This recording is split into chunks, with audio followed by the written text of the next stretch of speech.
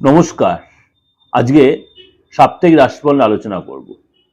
আজকে হচ্ছে 2025 সালের অন্তিম সপ্তাহ। হয়তো তারপরে আরো দুটো দিন আপনারা পাবেন, কিন্তু 28 তারিখ অবধি কিন্তু এই বছরের অনেকটাই কভারেজ হয়ে যাচ্ছে সপ্তাহটার বা মাসের। তাহলে 22 ডিসেম্বর টু 28 ডিসেম্বর এর মধ্যেই আমাদের 25 ডিসেম্বর বড়দিন বা ক্রিসমাস পড়ে যাচ্ছে।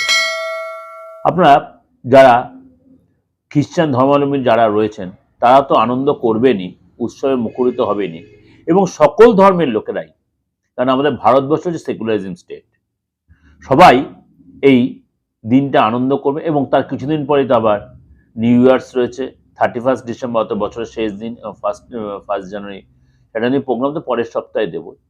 কিন্তু এখন দিয়ে সেটার মধ্যে একটা আনন্দের ভাব আপনাদের মধ্যে এসে গেছে, কারণ যেহেতু আমি সোশ্যাল মিডিয়া প্রোগ্রাম করছি, প্রত্যেকের কাছেই প্রোগ্রামটা চলে যাচ্ছে। আপনাদের কাছে একটাই আমার রিকোয়েস্ট, যে এই যে বছরটা, কারণ 2025 সালে মঙ্গলের বছর ছিল, অনেকেরই খুব টানা পয়নের মধ্যে, অনেকে নানা রকম ঝুট ঝামেলা, অশান্তি, যুদ্ধ, মানে ক্ষতি, নানা রকম হয়, অনেকের খুব ভালোও গেছে। কিন্তু যারা খারাপটা গেছে তারা তো সবসময় খারাপটা তো কেউ আমরা এক্সপেক্ট করি না, সবাই ভালোটাই এক্সপেক্ট করি। তার জন্য কি করতে, 2026 সালটা রবির বছর, আমাদের প্রত্যেকের এক্সপেকটেশন আমাদের প্রত্যেকের জন্য ভালো থাকুক, ভালো ভালো যাক। তার জন্য কি করতে, অবশ্যই 2026 সালে বার্ষিক রাশিফলটা কিন্তু আমার এই দিগদর্শনের জন্য আপনাকে অবশ্যই ফলো করতে হবে, সার্চ করতে, সাবস্ক্রাইব করে রেখে দেবেন। এবং এই নিয়ে নানা রকম প্রোগ্রাম আপনাদের কাছে আমি প্রেজেন্ট করেছি, অবশ্যই আপনাদের শুনবেন, ও শুনলে খুব ভালো লাগবে, কারণ আমি খুব ব্যাখ্যা করে করে আপনাদের কাছে দিয়েছি, এবং সেগুলো শর্টসও রয়েছে আমার প্রোগ্রামগুলো, সেগুলো আপনার ছোট ছোট করে শুনতে পারবে। অলরেডি আপনাদের শুনেছে যারা আমার নিয়মিত ভিউয়ার্স। তাহলে আজকে বলবো এই বছরের অন্তিম সপ্তাহে, অন্তিম সপ্তাহ, বছরের অন্তিম সপ্তাহে রাশিফল, সাপ্তাহিক রাশিফল 22 ডিসেম্বর টু 28 ডিসেম্বর।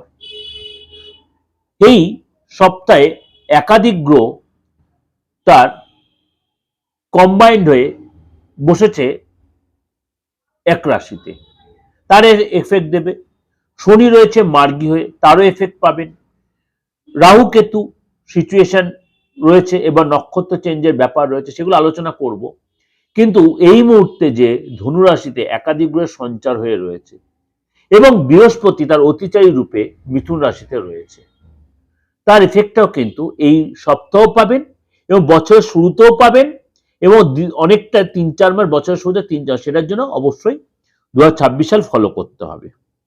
চলুন তাহলে আজকে জেনে নিই মেষ থেকে মীন রাশির আপনার জন্য কি অপেক্ষা করে আছে, কি ভালো, কি মন্দ, কি সতর্কতা, কোন কোন রাশির জন্য যথেষ্ট স্বর্ণের সময়। অর্থাৎ স্বর্ণ সময় কেন বলছি, স্বর্ণকে আমরা সবচেয়ে দামি বা দামি আইটেম বা দামি ধাতু মনে করি। সুতরাং এই স্বর্ণ সময় কেন বলছি, কিছু রাশির জন্য এই সময় দেখা গেল আপনি ইনভেস্ট করে লাভ পাবেন, কিছু রাশিকে সতর্কতা অবলম্বন করতে হবে, এবং কিছু রাশি হয়তো মোটামুটি সময় যাবে। তার জন্য কি করতে, অবশ্যই প্রোগ্রামটা ভালো করে ফলো করতে হবে। মকর রাশি, মকর রাশি এই সপ্তাহে আপনার যথেষ্ট সংবেদনশীল থাকবে, এবং মানসিক দিক দিয়ে আপনি হয়তো একটু অস্থিরতাবোধ কাজ করতে পারে আপনার মধ্যে, যেহেতু কেতুর কারণে আপনার কিন্তু এই মানসিক অস্থিরতা আপনার মধ্যে চলবে। অনেক সুযোগ আসবে এই সপ্তাহে, কিন্তু হয়তো আবার কোনো সুযোগ মুখের সাথে আপনার হয়তো বাধা পড়ে যেতে পারে, কেটে যাবে বলছে না, বাধা পড়ে হয়তো সেটা ডিলে হলে পরে হতে পারে। এবং আপনার এই সময় কিন্তু মনের কথা খুলে বলতে পারেন আপনার পার্টনারকে, আপনার বিশ্বস্ত লোককে, সে আপনাকে গাইড করবে। টেনশন বাড়বে, টেনশনটা যদি আপনি কমাতে গেলে, আপনাকে ভিতরে যে অস্থিরতা চলছে, যে টেনশন চলছে, সেটা অবশ্যই আপনার আপনজনের সাথে শেয়ার করুন। আপনার যা হিতাকাঙ্ক্ষী সে আপনাকে অবশ্যই গাইড করবে। এবং এই সময় কিন্তু নতুন কিছু শুরু করতে পারেন, কিন্তু বি কেয়ারফুল। শুরু করার আগে, ইনভেস্টের আগে অবশ্যই কনসাল্ট করে নিন, সেরকম সিচুয়েশন হলে এই সপ্তাহে অ্যাভয়েড করবেন। এই জন্য মানসিক দিক দিয়ে মানসিক বোঝা বাড়বে। আর্থিক ব্যাপারে হঠাৎ কোনো ধনপ্রাপ্তি হবে, ধনপ্রাপ্তি তাড়াহুড়া করে খরচ করে ফেলবেন না। ইনভেস্টের ব্যাপারে সতর্ক থাকবেন, ফালতু খরচ হতে পারে, ইগো কন্ট্রোল করুন, ইগো অ্যাভয়েড করুন, খরচ কন্ট্রোল করুন। এবং এই সপ্তাহে কিন্তু আপনার মানে সম্পত্তিগত ব্যাপারে ডিসিশন সাবধানে নেবেন, এবং আপনার বয়স্ক ব্যক্তিদের অ্যাডভাইস নিন, সেটা আপনার জন্য যথেষ্ট হিতকর হবে। যেটা ওভারঅল একটা প্রেজেন্টেশন দিলাম, অবশ্যই আপনাদের ভালো লাগবে। বারবার বলছি, আপনার বার্ষিক রাশিফলটা ফলো রাখুন, আমার এই দিগদর্শন চ্যানেলেই রয়েছে 2026-এর বার্ষিক রাশিফল। অবশ্যই তার সাথে আদার্স মানে সংখ্যা তত্ত্ব নিয়ে প্রোগ্রাম দিয়েছি, আপনাদের অবশ্যই ভালো লাগবে। ভালো হলে অবশ্যই লাইক করবেন। আর নতুন বছর আপনাদের ভালো কাটুক, এই আশায় আমরা 2026 সালে পদার্পণ করব।